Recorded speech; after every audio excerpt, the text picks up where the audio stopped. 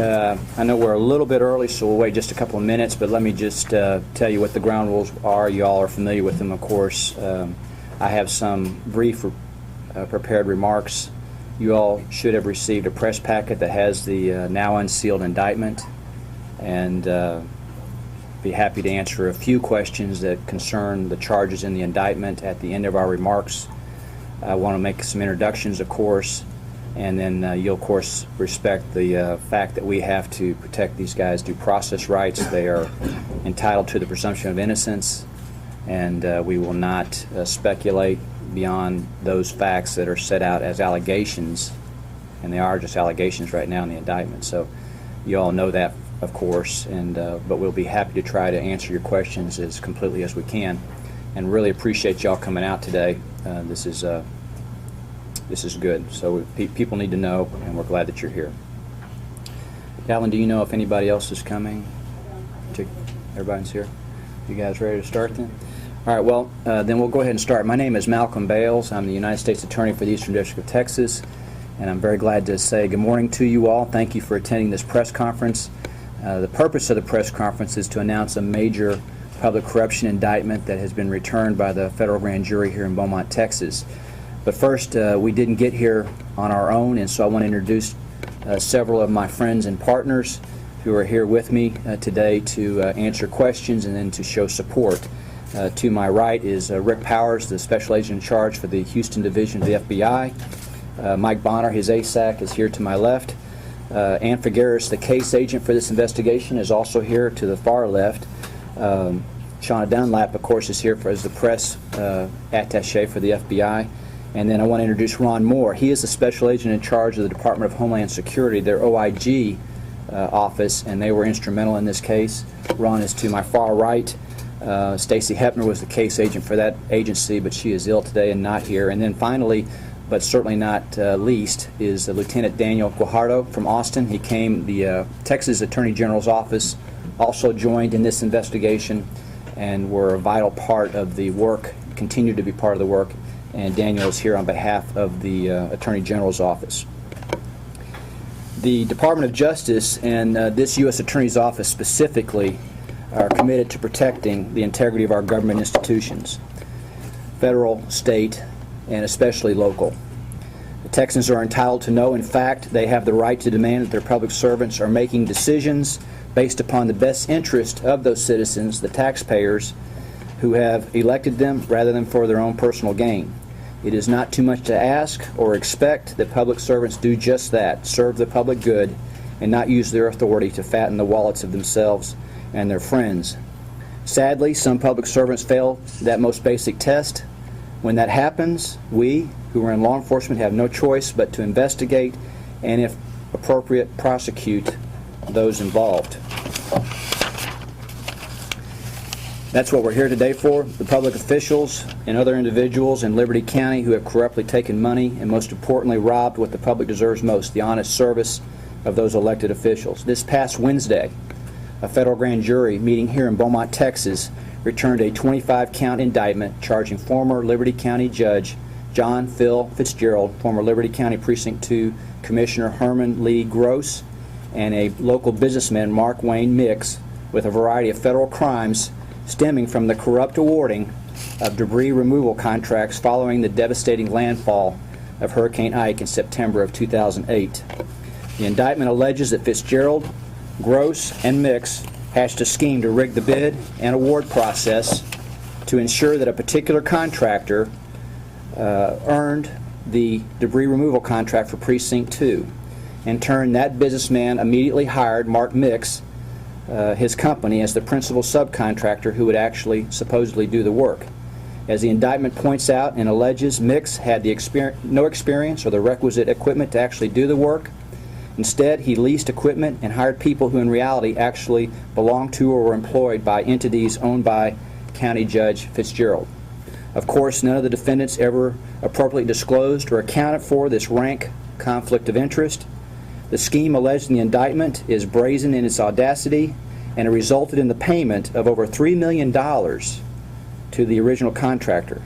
He, in turn, as the indictment alleges, paid over $1.2 million to the defendant Mix who then paid over $600,000 to companies owned by Judge Fitzgerald. The indictment alleges that these payments were thinly disguised kickbacks that were paid to Judge Fitzgerald in return for his influence and assistance in obtaining the original contract. Now, everyone who lives in Southeast Texas knows firsthand how physically devastated the area was after Ike made landfall. Liberty County was particularly hard hit. Naturally, everyone lost electrical power for some time, and the grand jury has specifically alleged that Judge Fitzgerald essentially stole a FEMA paid-for generator to power his own store, the Fitzback store, but the real difficulty that was most of Liberty County was impassable. Its citizens desperately needed skilled debris removal contractors to come to Liberty County and provide the essential relief so that life could get going again in that area. President Bush declared Liberty County a major disaster area, and all kinds of federal aid then became available. Instead of stepping up to the great challenge of what the hurricane brought to Liberty County and working hard for their constituents, the defendants schemed to work hard for themselves. Liberty County deserved better, Texas deserves better, and this type of conduct cannot go unpunished, and so it will not. The agents investigating this case have worked very hard collecting the facts about what happened. I really appreciate and commend their individual efforts, and of course the work is only now beginning now that the indictment has been returned. They, along with the prosecutors in this office, will continue to work hard until the case is ultimately resolved. Now, you know, if you've been in the new business for long, that public corruption cases are some of the most difficult cases that we work. We do not want to believe our public officials would actually do what is alleged, for example, in this indictment. We expect that we will receive great scrutiny about what we have done in terms of getting this indictment returned, and we will litigate the matter with the utmost professionalism. In that regard, I want to tell you that we look forward to presenting the facts of this case and the evidence to a jury here in Beaumont later this year. Now, I will be happy to answer questions, as I noted, that relate to the indictment, but first I want to give an opportunity to both SAC Powers and SAC Moore to comment and give you some information from their perspective on the case. Thank you again, Malcolm. I want to thank you and your office for your hard work and dedication on this case. And I also want to thank the hardworking men and women of our FBI office here in Beaumont, as well as those from the Office of the Department of Homeland Security, Office of Inspector General, and the Office of the Texas Attorney General Criminal Investigations Division. Without this cooperative and collaborative effort, this investigation would not have become a success. While the vast majority of our public servants are honest in their work and are committed to serving the public, there are some who choose to use their positions for personal gain. Hurricanes and other natural disasters bring out the best in people, but they can also bring out the worst in people. And these are some of the most important cases that we in the FBI work. Combating corruption remains the FBI's top criminal investigative priority for good reason. No one is above the law, and we will continue to hold accountable those who seek to use their power and the public's trust for personal gain. Public corruption cuts to the very heart of our democracy. It undermines people's faith in the system, and it diverts precious resources away from those who most need them, especially in times of disaster when they are perhaps their most vulnerable. To combat corruption, we need the public's help. Without the assistance of courageous individuals who come forward to report corruption, our efforts would suffer greatly. The FBI takes all allegations of public corruption very, very seriously, and those with information are encouraged to report it, and we ask them to do that.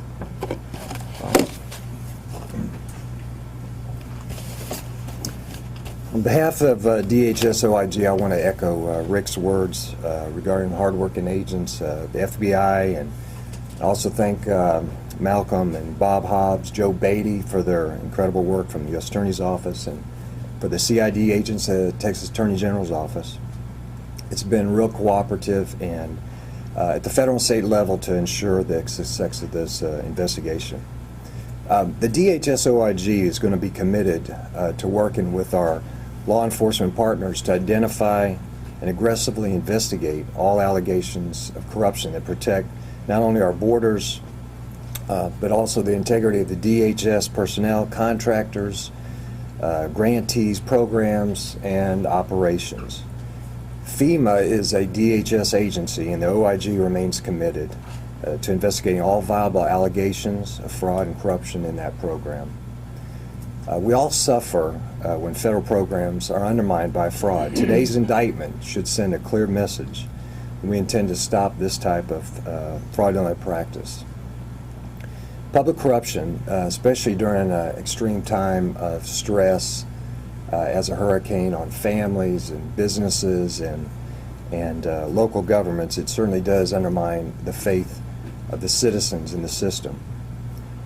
Public servants are, at the federal and state level, are called upon every day to serve their communities, and the citizens expect that and appreciate their services. Unfortunately, on occasion, some public servants overstep their bounds of the law, and when they do, we are compelled to investigate them as we would anybody else. And finally, as mentioned by Rick, the public is our first line of defense to combat public corruption. It just takes one courageous person in the community to stand up and report what he or she saw, and then that person hopes that the system will work. In this case, I hope that we have increased the faith of the citizens of Liberty County, that the public servants will be held accountable. Thank you. All right. Thank you, Ron. We'll be able to entertain a few questions. You guys just touched on just talking a little bit about the difficulty when it comes to investigate a public official. So people will talk to a reporter when they would never talk to an FBI agent. Wish it were the other way around, but in the press was on this quickly. Citizens, Liberty County is a relatively small town sort of community, and folks could see what was going on, and they did help us. But I'm not at a loop. I'm not going to tell you who the witnesses were. I'm reading along, so as you're talking, but can you give us sort of a ballpark of Gross and what his role in Right. this thing was? Sure. Mr. Gross was at the time, the commissioner for Precinct 2, and actually, as the indictment outlines, every commissioner was responsible for the debris removal on their own precinct. So it was Mr. Gross's actual decision to award the contract as indicated in the indictment. Mr. Gross is a longtime political friend and ally of the commissioner, and that's also outlined in the indictment as well. So you can see they were, I think, intentionally being clever. The money, Mr. Fitzgerald, will insist, of course, that he didn't award the contract. Mr. Gross did, and that's accurate. But the story is deeper than that. What's the status of the defendants now? Will they, obviously, though, are they turning themselves in, or we don't? Right. We're not arresting these gentlemen.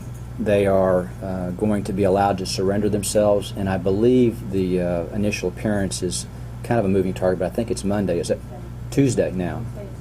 Yeah, they will be surrendering themselves Tuesday, and will be appearing here before Magistrate Judge Hines sometime Tuesday. Are there other indictments that may come out of this investigation? Well, it continues.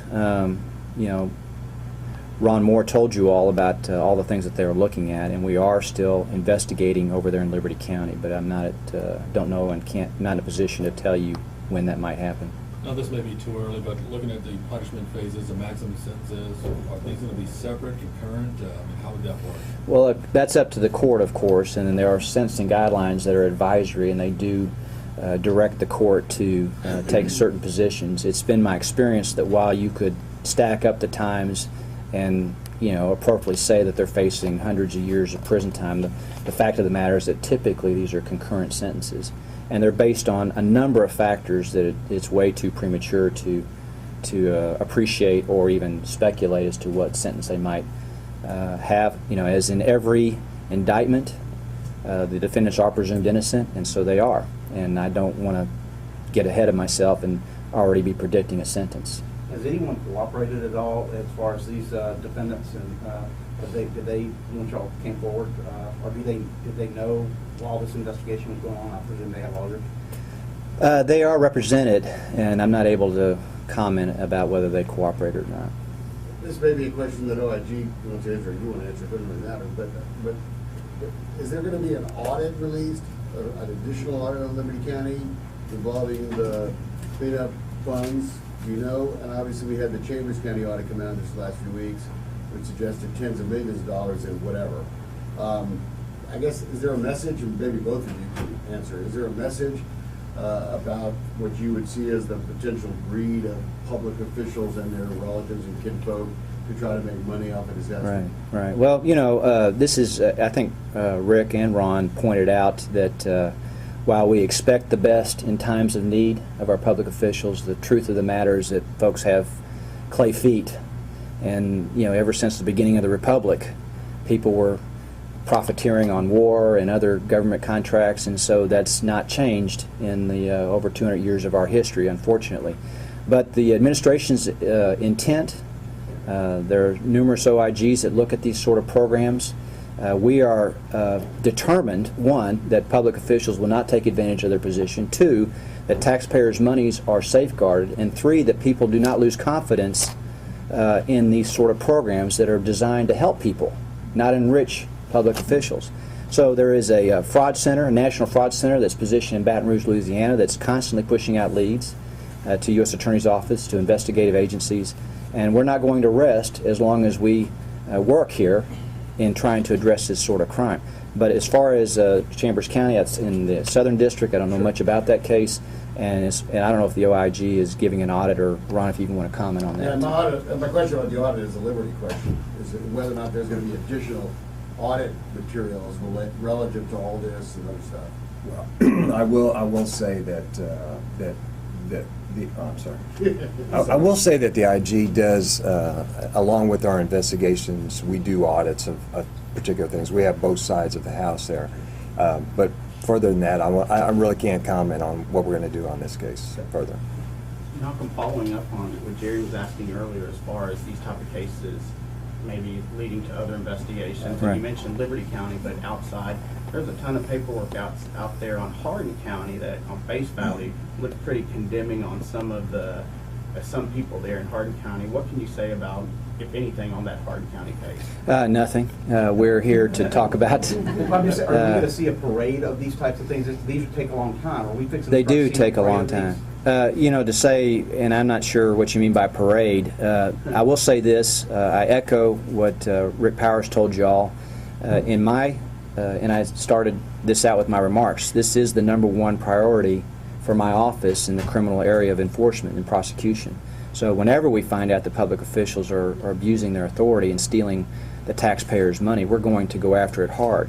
But again, these are hard cases, and I don't mean to sound like woe is me. This is what we like to do, this is what we do, and we do it well. But we need your assistance, and so I do appeal to folks in Hardin County, all the counties, that when they know about stuff going on that is an abuse of power, when it's a theft of government public funds, we want to know about it. But all I really can talk about today, all I want to talk about today, is what we've done in terms of the investigation in Liberty County. Yes, sir. You talk about in the indictments him commandeering a generator for his personal use. That's right. And his comments, he's continued that in return for that, he provided a better generator for the county's use. Can you speak at all to that? I disagree, and I think the evidence will show that that's not a true statement. But we will litigate that in court. When you make it to this point in the case, obviously you guys got a lot more work to do. Right. But you know, you feel like you're kind of doing work for the public. What's the kind of feeling that you have right now at this point? Well, I'm gratified. One, because I've been where Joe Beatty is, my lead attorney, and I was an FBI agent before, so I know how much work it is for the agents to perform this sort of service. So I'm deeply appreciative and grateful for what these folks do in this type of area of work. It is what separates us, I think, from many other countries still. It sounds trite, but it's true. America is about the rule of law, and that whenever a case like this is announced, and again, I want to emphasize, nothing's been proven yet, but the allegations are serious, significant, and we will have a trial. But when a case like this is announced, I feel grateful that people are still standing up for the rule of law. And so I guess that's my feeling right now, very appreciative and grateful. Anybody else? Thank you. On the sheet you do about the counts and the possible sentencing, Yes, sir. for example, you have counts 2 through 7 with 30 years. Is that a combination that they could get 30 years or 30 years per count? Yeah, each count carries a maximum term of 30 years. All right. We'll hang around for a little while, but thank you very much for your attention.